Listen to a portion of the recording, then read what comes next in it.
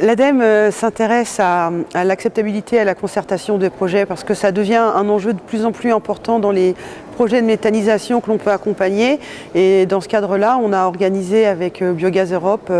un atelier sur la concertation et l'acceptabilité des projets. L'enjeu existe parce que la méthanisation est méconnue, mais c'est aussi un enjeu important pour les habitants des territoires qui voient y arriver des installations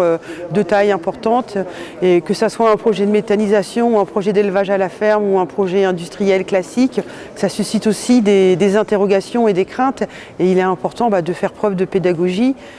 À noter que c'est un point qui est souvent négligé par les maîtres d'ouvrage qui se disent que ça va représenter des coûts, mais quand on regarde un projet de méthanisation, ne serait-ce qu'un projet de méthanisation à la ferme qui coûte en moyenne 1 million d'euros en termes d'investissement,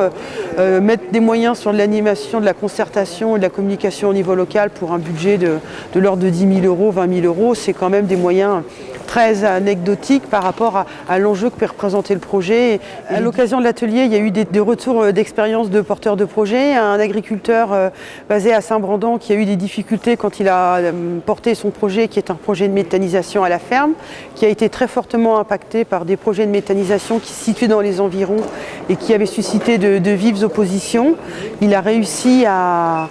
faire accepter son projet en mettant en avant de la communication, en informant ses riverains, et maintenant il a un excellent relationnel avec ses riverains qui lui permettent d'avoir un projet qui se développe dans de bonnes conditions. De la même manière, on a un projet collectif en Vendée qui lui a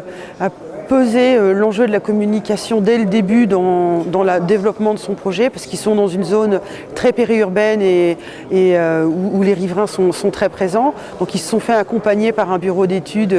spécialisé dans la communication, qui a fait un état des lieux